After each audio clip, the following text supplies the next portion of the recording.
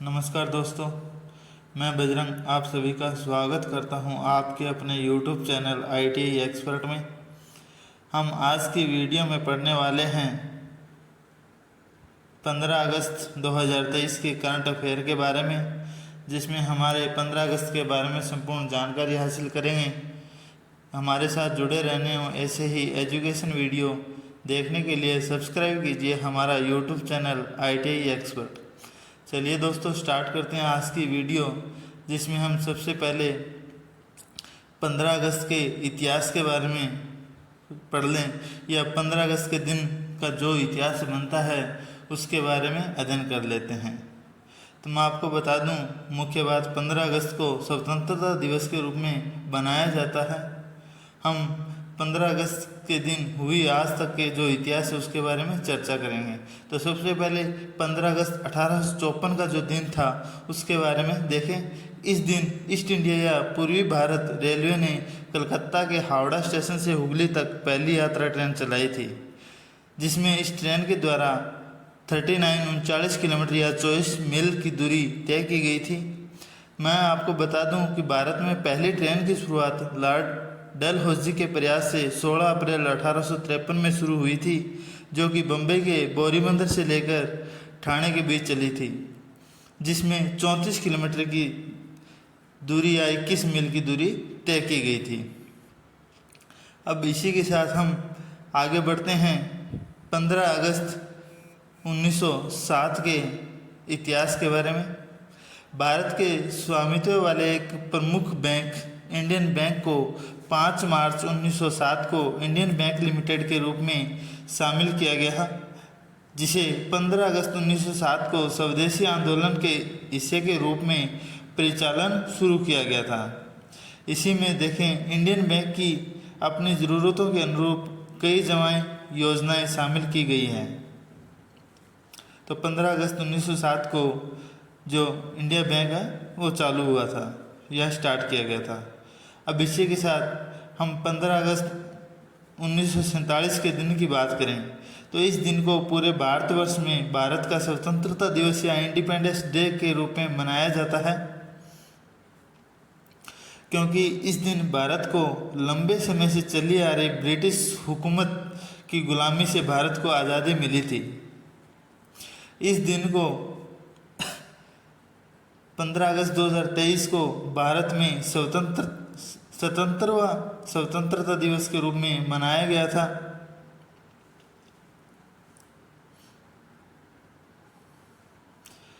अब मैं आपको बता दूं कि भारत के साथ साथ 5 अन्य देश भी हैं जिन्हें 15 अगस्त को स्वतंत्रता या आज़ादी दिवस के रूप में मनाते हैं। पहले दक्षिण कोरिया तथा उत्तर कोरिया दोनों देशों को भारत की तरह ही 15 अगस्त को आज़ादी मिली थी। इन देशों को 15 अगस्त 1945 को जापान से आज़ादी मिली थी। उसी के साथ में हम तीसरे देश की बात करें तो अफ्रीकी के देश कांगो है। इसने 15 अगस्त 1960 को फ्रांस की दास्ता से आज़ादी पाई थी, तथा बहरीन एक देश है जिसने ब्रिटेन से 15 अगस्त को ही आज़ादी हासिल की थी। उसे 15 अगस्त 1971 को आज़ादी मिली थी। अब इसी के साथ में थोड़ी और चर्चा कर लेते हैं।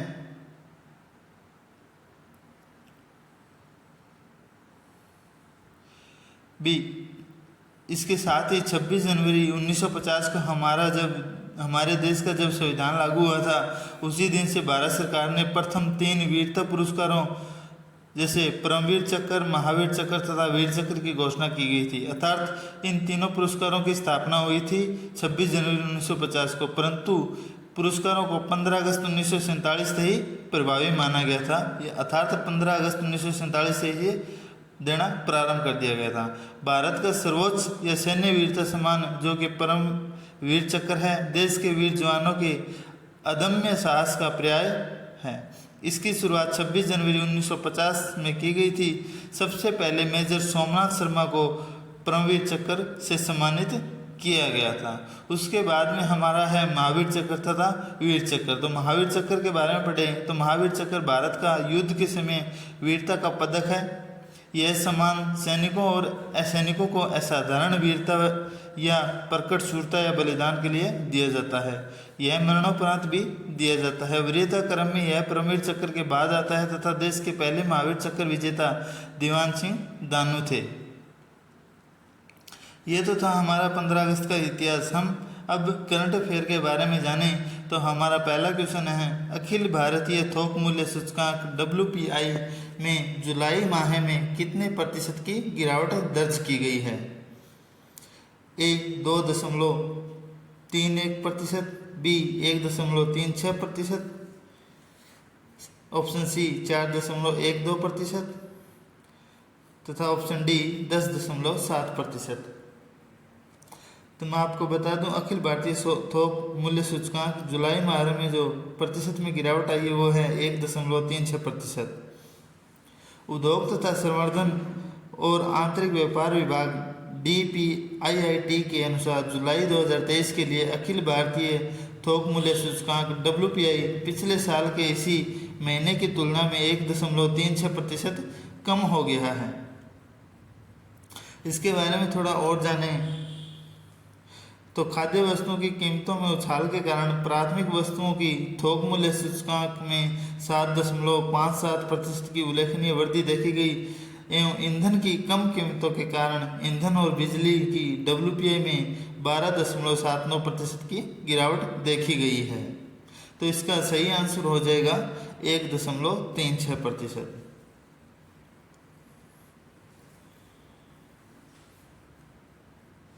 क्वेश्चन नंबर 2, पूरे भारतवर्ष में 15 अगस्त को स्वतंत्रता दिवस के रूप में मनाया जाता है। अगस्त 2023 में मनाया गया स्वतंत्रता दिवस कौन सा था या इसको आज़ादी को कितने साल हो गए? ऑप्शन ए 73वां, ऑप्शन बी 75वां, ऑप्शन सी 77वां तथा ऑप्शन डी 76वां। तो मैं आपको बता दूं 15 अगस्त 2023 को स्वतंत्रता दिवस बनाया गया था। भारत 15 अगस्त 2023 को इस दिन स्वतंत्रता दिवस मनाते हैं क्योंकि इसी दिन हमारा देश आज़ाद हुआ था तथा यह दिन भारत की आज़ादी के लिए लड़ने वाले स्वतंत्रता सेनानियों के बलिदान का सम्मान करता है।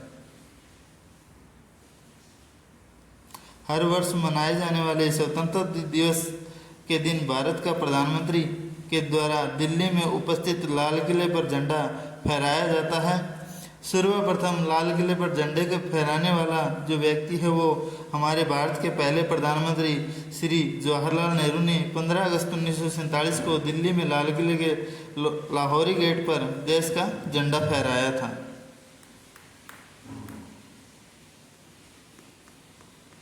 इस वर्ष के उत्सव का विषय राष्ट्र पहले हमेशा पहले है, जो व्यापक आज़ादी का अमृत महोत्सव समारोह का एक अभिन्न अंग है। तो इसका सही आंसर हो जाएगा 77वां स्वतंत्रता दिवस। बढ़ते हैं अगले क्वेश्चन की तरफ। क्वेश्चन नंबर 3, हाल ही में मोहम्मद हबीब का 74 साल की उम्र में हैदराबाद में निधन हो गया, वह किस खेल से संबंधित हैं?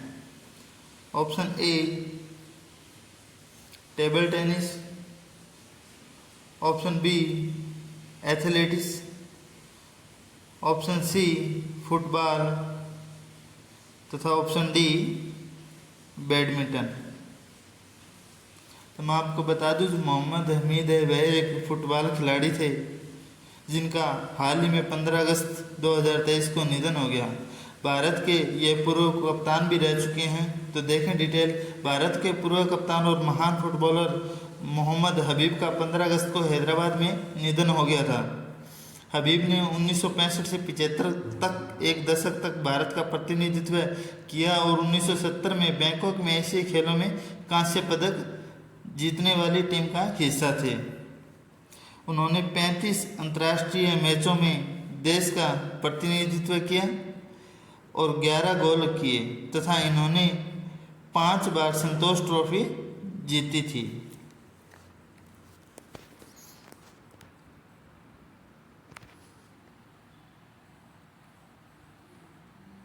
तो इसका सही आंसर हो जाएगा सी, फुटबॉल।